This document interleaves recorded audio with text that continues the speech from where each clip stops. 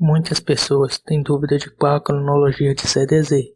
Como a série teve muitas sagas e nem todos acompanham do início, fica algumas dúvidas. CDZ é um dos poucos animes em que os fãs se dividem em dois grupos, os que assistem a série clássica e os que assistem às novas sagas. Além das sagas, também não podemos esquecer dos filmes, afinal, como eles se encaixam nessa cronologia? Existe algo na ficção chamado canônico e que vale para todas as formas de entretenimento que constrói uma história, seja jogo de videogame, filme, animes, mangás, entre outros. No mundo da ficção, dizer que algo é canônico nada mais é que dizer que uma determinada história faz parte da cronologia original e, portanto, é uma continuação exata da história. Mesmo que a história esteja mostrando o passado de alguém ou mesmo a história de um personagem secundário em um spin-off, se ela for realmente canônica, podemos dizer que é uma continuação da série.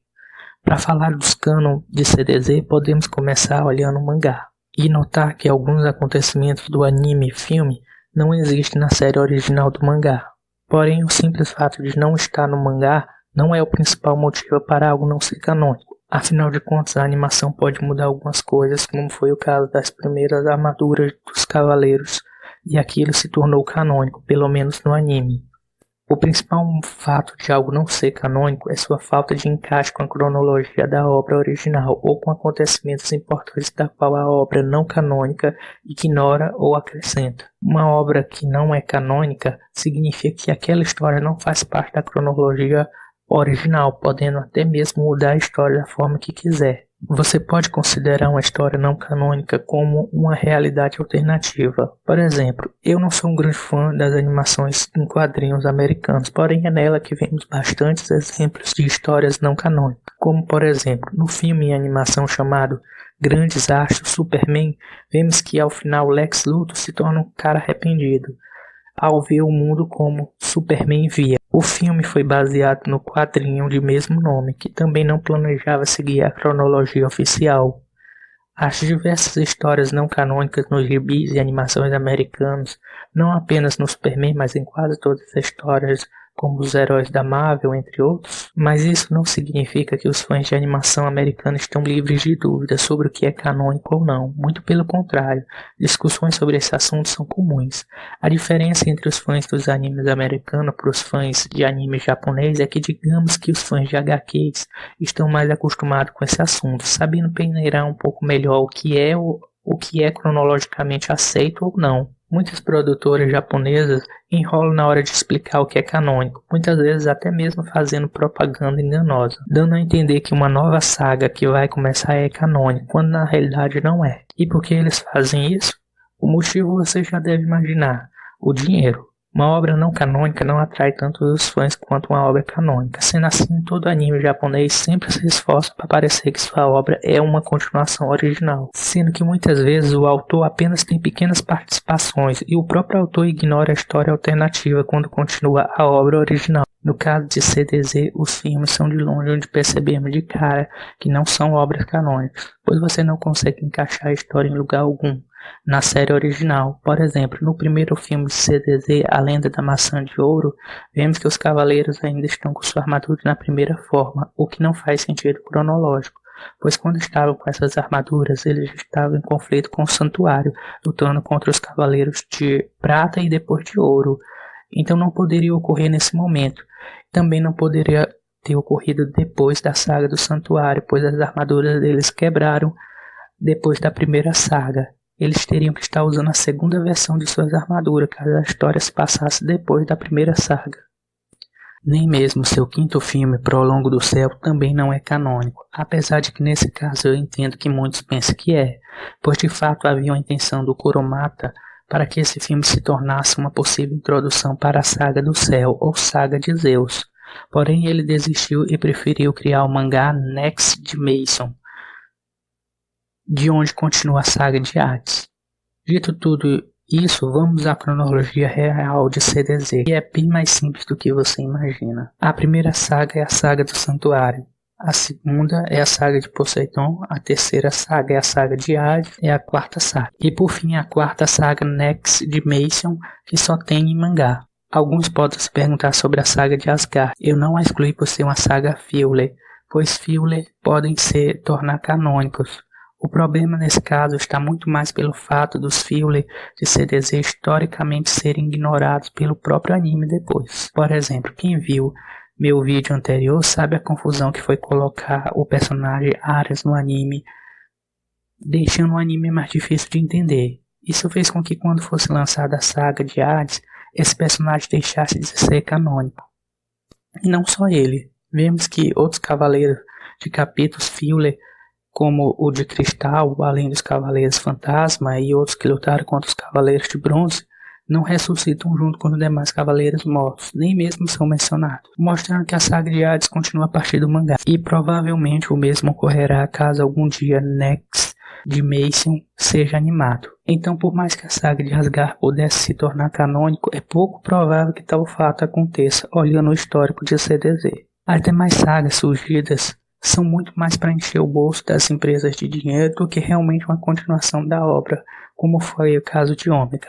Vemos que em Ômega o filho de Shiryu é Ryuho, porém quem está acompanhando Next Dimension sabe que o filho de Shiryu é Shoryu, da qual é adotado, o que mostra que devemos ter cuidado com sagas que mostram o futuro após o término de um anime, pois como falei anteriormente, o autor irá ignorar qualquer uma das histórias alternativas quando quiser continuar sua obra original. Algo semelhante aconteceu com Dragon Ball GT. Enfim, as sagas cronológicas são essas que mencionei: a saga do Santuário, a saga do Poseidon, a saga de Hades e a saga Next Dimension, ainda não animada. E se alguém se pergunta por que Next Dimension nunca foi animada, a resposta é simples. O autor é bem preguiçoso, ou no mínimo sem criatividade, demorando anos para liberar novas histórias. E dificilmente uma empresa irá animar algo incompleto. Isso até é possível, mas não é o mais provável no caso de CDZ. Lembre-se que Cavaleiros não tem mais a mesma audiência do passado. Além do mais, Kurumata já ganha dinheiro deixando os outros fazendo suas obras não canônicas, o que torna ele ainda mais preguiçoso. Ele próprio já deu a entender que o mangá Lost Caves era canônico e que seria duas visões da mesma série. E inicialmente até poderia ser, mas depois ele cagou para o que havia dito e Lost Caves deixou de ter qualquer coisa a ver com Next Dimension, sendo completamente diferente. Ou seja, não é só a empresa que faz propaganda enganosa, o próprio autor também faz. Por essas e outras, Kurumata não é tão bem visto pelos próprios fãs. No Japão, ele já havia sofrido duras críticas por trocar dubladores de Seiya e seus companheiros na fase Inferno da saga Hades. Eu também tenho minhas dúvidas se a essa altura vale a pena continuar a série clássica, pois Shigo Araki, responsável por desenhar e remodelar os personagens como conhecemos, faleceu no final de 2011. Sim, porque o Kurumata desenha mal, e se dependesse dos traços dos desenhos dele, o anime de CDZ talvez e provavelmente não teria o mesmo impacto que teve com os traços de Shigo Araki e Michi Imeno, que fez CDZ ser o que nós conhecemos hoje, dando a cara que conhecemos do anime.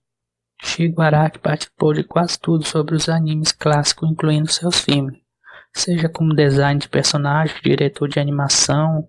Claro que sua arte pode ser copiada, mas depois que ele morreu, a qualidade dos traços dos novos animes caiu. E para piorar, o compositor da música Seiji Yokayama faleceu em 2007. Com a morte dos dois, morre 70% do CDZ que conhecemos. Por tudo que falei, para alguns pode parecer que não gosto de obras não canônicas, quando na realidade eu até gosto, como nos casos dos filmes. Tirando o filme de Lucifer, que além de não ter tido a participação de Shigo Araki, fazendo a qualidade dos traços caírem também, foi um filme sem nenhuma novidade. Tirando o fato do capiroto estar lá no meio.